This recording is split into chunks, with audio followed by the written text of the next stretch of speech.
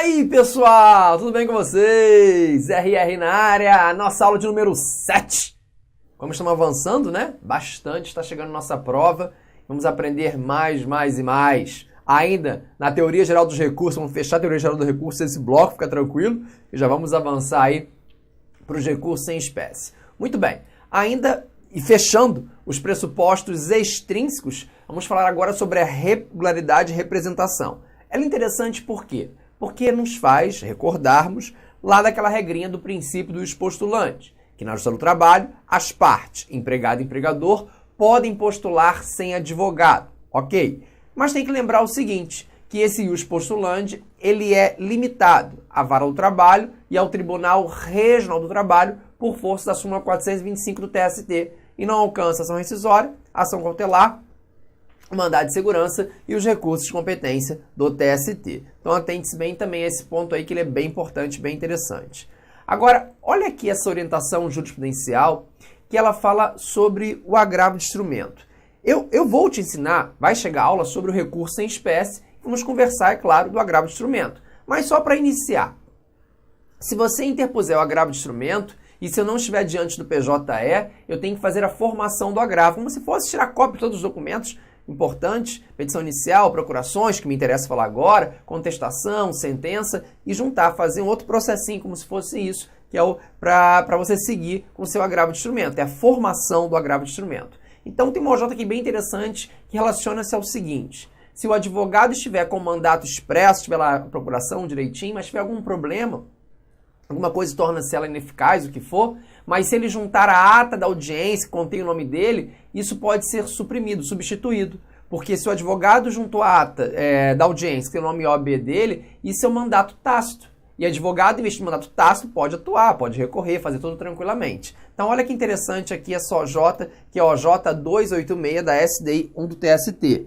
Repito, ela é do agravo de instrumento, mas ela fala exatamente aqui da formação do agravo e fala da procuração, da regularidade de procuração, de representação. Item 1 da OJ 286. A juntada da ata da audiência, em que consignada a presença do advogado, desde que não estivesse atuando com mandato expresso, torna dispensável. Aí está, torna dispensável a procuração porque demonstra a existência de mandato tácito. E aí o item 2 completa o TST do mandato tácito, dizendo que configurada a existência de mandato tácito, fica suprida a irregularidade detectada no mandato expresso. Então presta atenção. Vamos lá. Bem devagar. Se eu estou diante do mandato tácito, lembra, advogado comparece à audiência sem procuração. Advogado investido de mandato tácito tem poderes para foro em geral. Então, se eu tenho mandato tácito, se eu sou um advogado investido de mandato tácito, eu junto a ata. Eu não vou juntar a procuração porque não tem instrumento de mandato, basta a simples ata. Aí aqui é interessante um detalhe, mas imagina que você tenha o mandato expresso nos autos, ok, mas tem alguma irregularidade, qualquer uma, não importa. E se ela não foi suprimida por você, você poderia juntar uma audiência que tem lá o nome e obedecer advogado, né, ato da audiência. Então, isso supriria qualquer vício, porque eu estaria diante de um advogado investido de mandato tácito. É o que fala o item 2. Olha aqui, ó. Configurada a existência do mandato tácito, que é a juntada da ata, fica suprida a irregularidade detectada no mandato expresso. Então, se o mandato expresso teve alguma irregularidade, ela vai ficar suprida com o mandato tácito. Juntou lá a sua simples procuração. Tranquilo? Simples procuração, sua simples ata com o nome do advogado.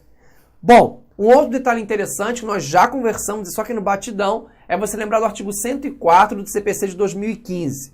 O artigo 104 do CPC de 2015 diz o seguinte, que para evitar preclusão, prescrição e decadência ou praticar um ato reputado urgente, o advogado pode praticar esses atos sem a procuração. E depois ele vai anexar no prazo fixado no CPC, 15 dias, podendo ser prorrogado por até outros 15, por despacho do juiz, mas isso é aplicado no processo de trabalho sim, mas tem uma ressalva aqui em relação ao prazo. A súmula 383 do TST diz o seguinte, interpor o recurso para evitar a preclusão, que seria a perda do prazo, é possível sem o instrumento de mandato, sem a procuração sim. Só que o advogado vai ter que juntar o instrumento, vai ter que depois suprir essa falta no prazo de 5 dias, podendo até ser prorrogado por até outros 15 por despacho do juiz. Senão, o ato vai ser um ato ineficaz se ele não juntar depois, posteriormente, a procuração. É a súmula 383. Nós já vimos ela, mas vale muito a pena reforçar. Súmula 383, item 1. Inadmissível, essa é a regra. Recurso firmado por advogado sem procuração juntado aos autos, até o momento da sua interposição, salvo o mandato tácito. Aqui já foi tranquilo. Em caráter excepcional, não é a regra. Artigo 104, CPC de 2015. Admite-se que o advogado, independentemente de intimação, exiba a procuração no prazo de 5 dias, não é 15 do CPC, 5, após interposição do recurso, prorrogável por igual período, mediante despacho do juiz. Caso não exiba, considera-se ineficaz o ato praticado e não se conhece do recurso, tá? Então tem que juntar nesses 5 dias, senão vai ser um ato não eficaz. Uma outra situação. Se você verificar a irregularidade de representação, o artigo 76 do CPC diz o seguinte: vai suspender o processo, vai abrir prazo para suprir aquela falta. Ok. Sempre entendeu que eu aplicava essa regrinha do artigo 76 do CPC de 2015, que era do antigo artigo 13 do CPC anterior, só na primeira instância, só lá perante o juiz da vara do trabalho, não atingindo a fase recursal. Isso mudou. Porque o novo CPC aceita, né, de forma expressa, que você possa regularizar essa representação na fase recursal. Então, se eu posso fazer isso na fase recursal, eu posso atingir perfeitamente o processo de trabalho e o TST vem e se rende. Então, na mesma súmula, na 383, diz assim o item 2.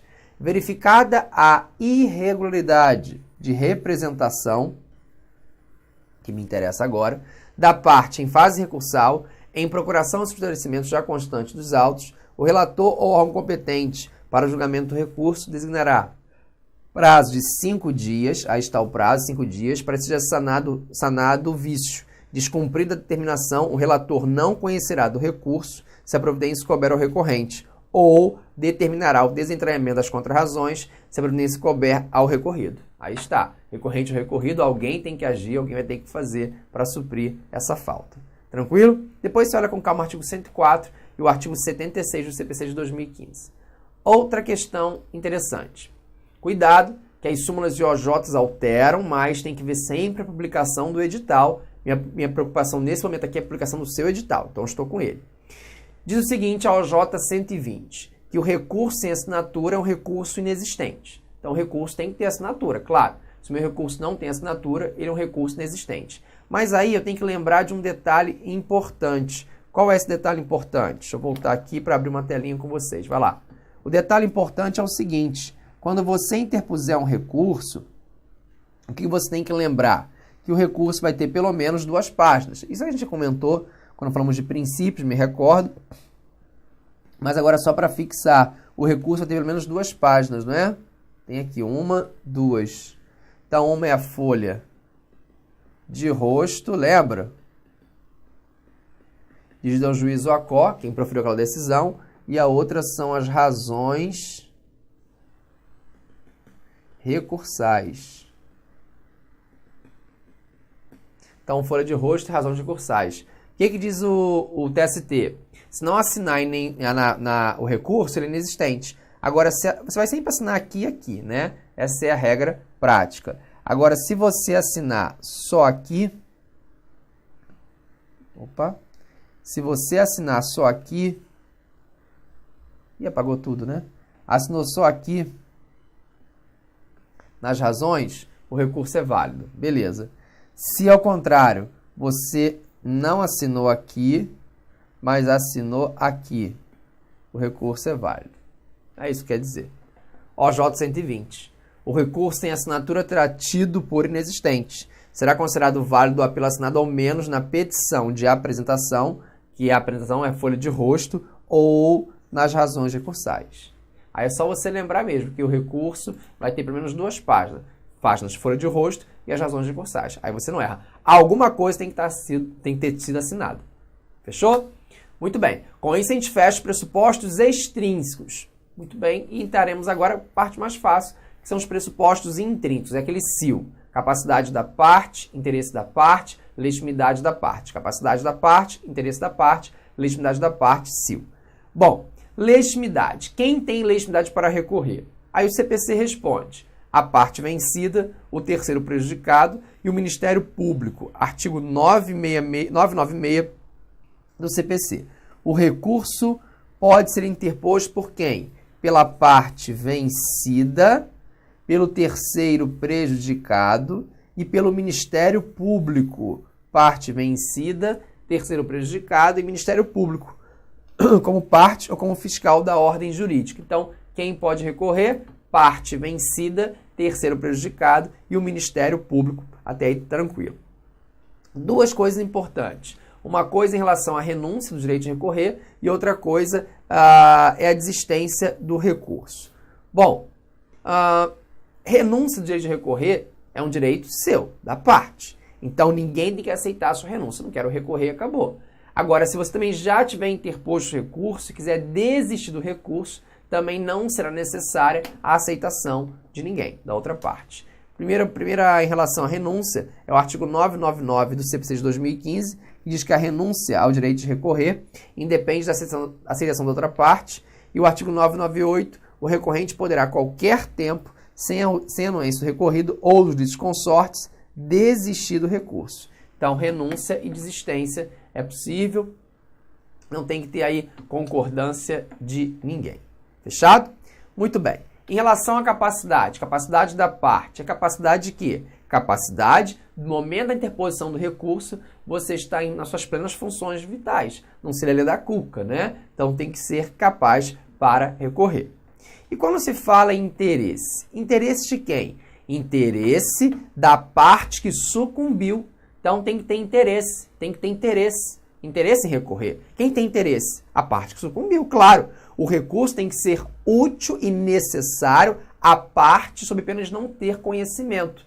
Então, sempre o juiz vai verificar. O recurso é útil e necessário à parte? Se não for útil e necessário, não há que se falar em recurso. Como é que a gente pega esse interesse? Veja, se eu tenho uma decisão improcedente, totalmente improcedente, para e pensa. Se ela é totalmente improcedente, quem tem interesse em recorrer é útil e necessário para quem? Para o reclamante. Esse recurso só seria útil e necessário para o reclamante. O que o reclamado vai recorrer se a sentença foi totalmente improcedente? Muito bem. Da mesma forma, se eu tenho uma sentença totalmente improcedente, que é o reclamante, desculpa. Se eu tenho uma sentença totalmente procedente, o reclamante ganhou tudo. Se a sentença é totalmente procedente, só quem tem interesse em recorrer é o reclamado. Reclamante vai reclamar de quê? Se ele já ganhou tudo. Então, não teria porquê. Da mesma forma, se eu tiver uma sentença parcialmente procedente, queria 1.000, ganhei 500, quem tem interesse em recorrer? Ambos, tanto o reclamante quanto o reclamado. Eles têm interesse, ambos têm interesse, e o recurso é útil para os dois, já que a decisão ela é parcialmente procedente.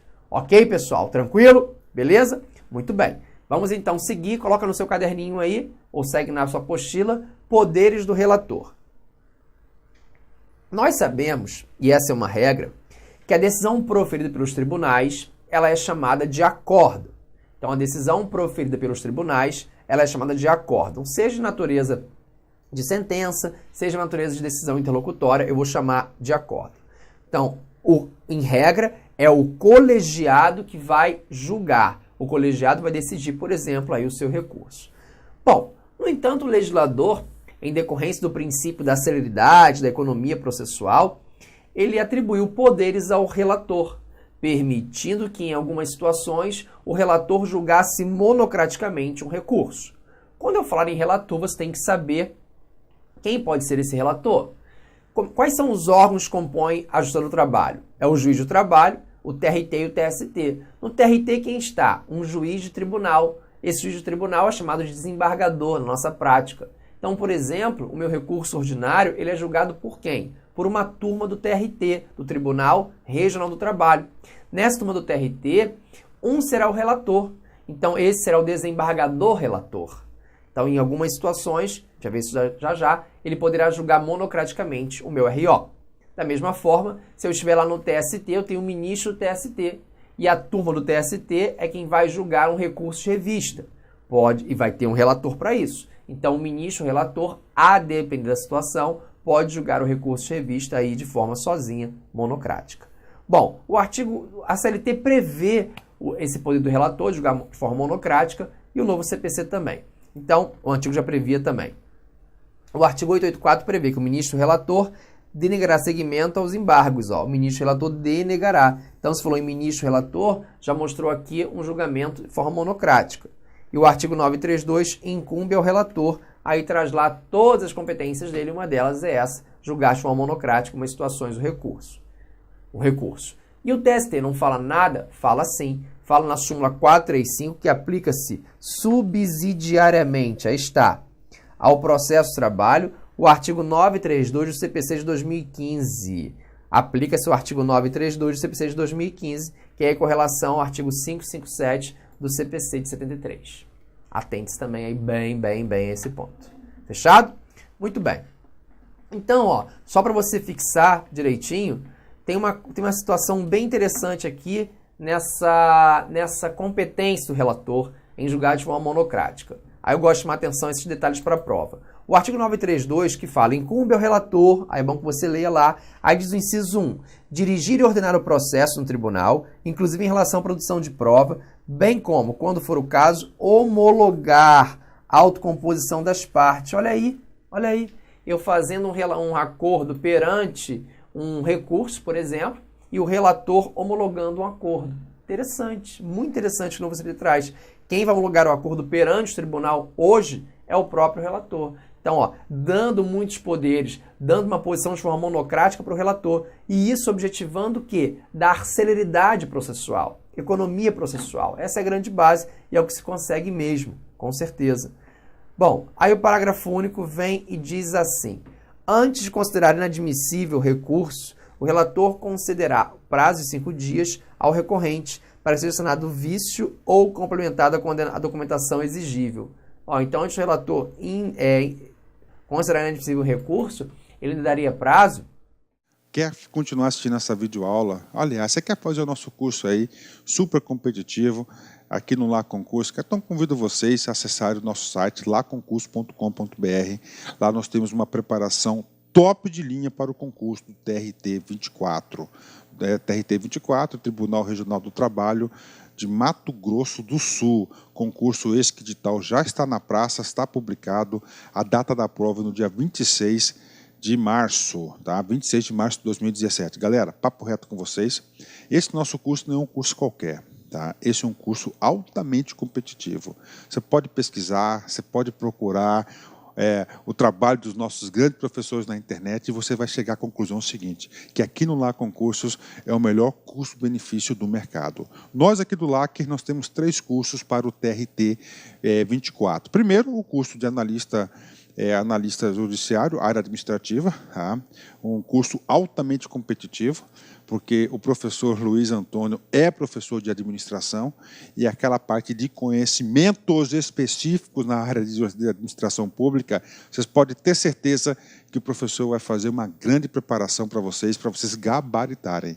O curso de técnico, tá?